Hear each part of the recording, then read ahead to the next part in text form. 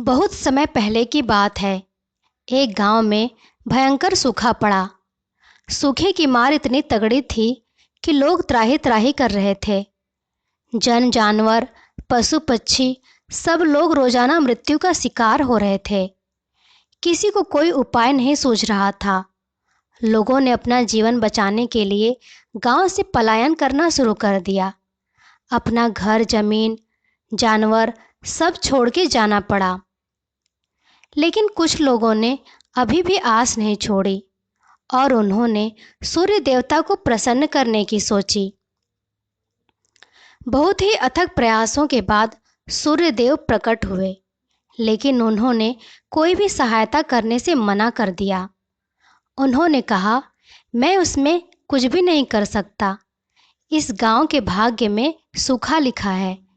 विधि के विधान के अनुसार जो होगा वो अच्छा ही होगा।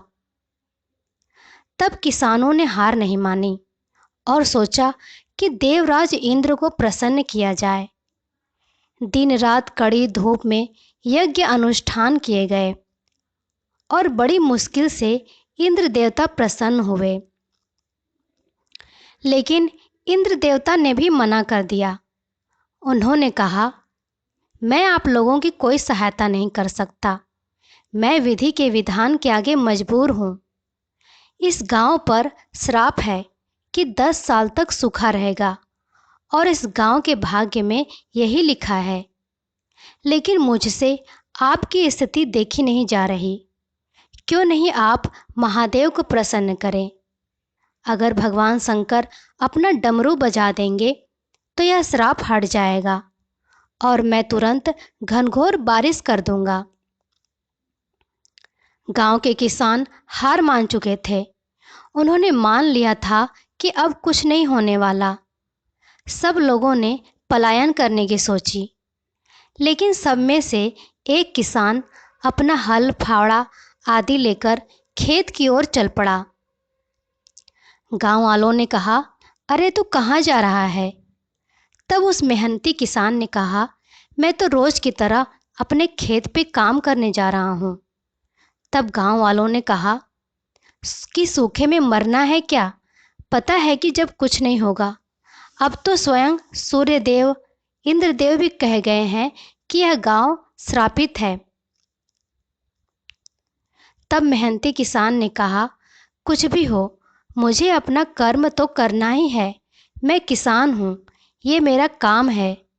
यह नहीं करूँ तो क्या करूँ? इस बात पर गांव वाले किसान को पागल बोलकर चले गए। किसान हर दिन आता और अपना काम करके रूखी सूखी खाकर सो जाता। थोड़ा बहुत अपनी दिनचर्या के अनुसार पूजा पाठ भी करता था। ऐसा करते देख भगवान शंकर को विश्वास हो गया कि यह पागल तो नहीं है, फिर यह खेत पे क्या करने जाता है। एक दिन भगवान से रहा नहीं गया और वो एक ऋषि का रूप लेकर किसान के पास आए। उन्होंने किसान से कहा कि भाई, तुम ये क्या कर रहे हो? बंजर मिट्टी में मेहनत करके क्या होगा? तब किसान ने कहा, हे ऋषिवर, आपको सादर प्रणाम। आप सही कह रहे हैं, लेकिन मुझे यही काम आता है। मैं किसान हूँ। गांव पर 10 साल का श्राप है। मैं 10 साल तक रूखी सूखी खाकर, कम खाकर अपना जीवन व्यतीत कर लूँगा।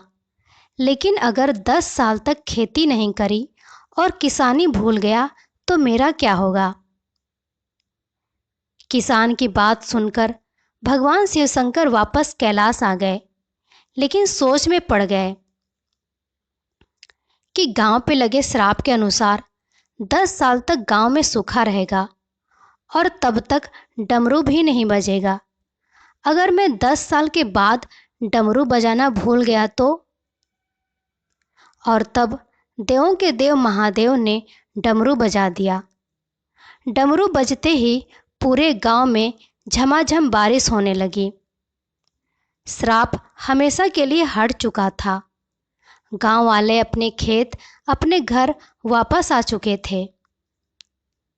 दोस्तों, आज कर्म की जीत हुई, लेकिन अगर गौर करें, सिर्फ निष्ठा और मेहनत करना ही मनुष्य के बस में है। इसलिए भाग्य में क्या है, यह हमें भगवान पर छोड़ देना चाहिए और निरंतर अपना काम करना चाहिए और भगवान की भक्ति में समय व्यतीत करना चाहिए। दोस्तों, महाभारत में जब अर्जुन ने कुरुक्षेत्र के युद्ध में अपने स्वजनों को अपने सामने खड़ा पाया तो उनका शरीर निस्तेज हो गया, हाथों से धनुष छूट गया, प्राणहीन मनुष्य के समान वह धरती पर गिर गए। तब भगवान श्री कृष्ण ने उन्हें गीता के कर्म ज्ञान का उपदेश दिया। भगवान कृष्ण ने अर्जुन को कहा कि राज्य तुम्हारे भाग्य में है या नहीं, यह तो बाद में, पहले तुम्हें युद्ध तो लड़ना पड़ेगा, तुम्हें अपना कर्म तो करना पड़ेगा। अर्थात स्वजनों के खिलाफ युद्ध तो लड़ना पड़ेगा। तुलसीदास जी ने भी श्री रामचरितमानस में लिखा है कि कर्म प्रधान विश्व करी राखा, अर्थात युग तो कर्म का है। इसका अर्थ यह हुआ कि हम अपना कार्य करें, फल की चिंता बाद में करें। किसान जब खेत में बीज बोता है तो उसे यह नहीं पता होता कि बारिश होगी या नहीं, जमीन में से बीज से अंकुर फूटेगा या नहीं, अगर पौधे आ भी गए तो उस पर फल आएंगे या नहीं। लेकिन किसान बीजों को जमीन में बोता है और फसल की चिंता ईश्वर पर छोड़ देता है। दोस्तों, भाग्य भी उन लोगों का साथ देता है जो कर्म करते हैं। किसी खुरदुरे पत्थर को चिकना बनाने के लिए हमें उसे रोज घिसना पड़ेगा। ऐसे ही जिंदगी में समझें, हम जिस भी क्षेत्र में हों, स्तर पर हों, हम अपना कर्म करते रहें बिना फल की चिंता किए। जैसे परीक्षा देने वाले विद्यार्थी परीक्षा देने के बाद उसके परिणाम का इंतजार करते हैं। श्रीमद् भागवत गीता में भगवान श्री कृष्ण कहते हैं कि हमारा भाग्य हमारे ही अतीत के कर्मों का फल है। उसी तरह हम आज जो कर्म कर रहे हैं वो हमारे आने वाले कल को निर्धारित करेंगे। परमात्मा कभी किसी का भाग्य नहीं लिखते। जीवन के हर एक कदम पर हमारी सोच, हमारा व्यवहार और हमारा कर्म ही हमारे भाग्य लिखते हैं। श्री कृष्ण कहते हैं कि शांति, सौम्यता, मौन, आत्मसंयम और पवित्रता, ये 5 चीज़ें मन को अनुशासित करती हैं। हर व्यक्ति में ये सारे गुण होने चाहिए, तभी वह सही मार्ग पर चल सकता है। गीता में भगवान श्री कृष्ण कहते हैं कि आप किसी का भाग्य नहीं बदल सकते, लेकिन अच्छी प्रेरणा देकर उसका मार्गदर्शन तो कर ही सकते हैं। श्री कृष्ण के अनुसार जीवन में कभी मौका मिले तो सारथी बनना, स्वार्थी नहीं। श्रीमद् भागवत गीता में भगवान श्री कृष्ण कहते हैं कि कर्म वो फसल है जिसे इंसान को हर हाल में खुद ही काटना पड़ता है। इसलिए हमेशा अच्छे बीज बोएं ताकि फसल अच्छी हो।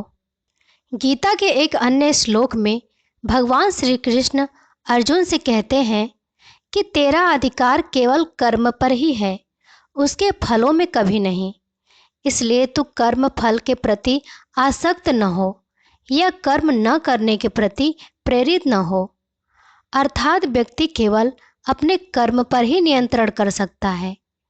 उस कर्म से क्या फल प्राप्त होगा यह व्यक्ति के हाथ में नहीं है। ऐसे में व्यक्ति को फल की चिंता किए बिना केवल अपने कर्म पर ध्यान देना चाहिए। दोस्तों, कहानी अगर पसंद आई हो तो वीडियो को लाइक, चैनल को सब्सक्राइब जरूर करें। धन्यवाद।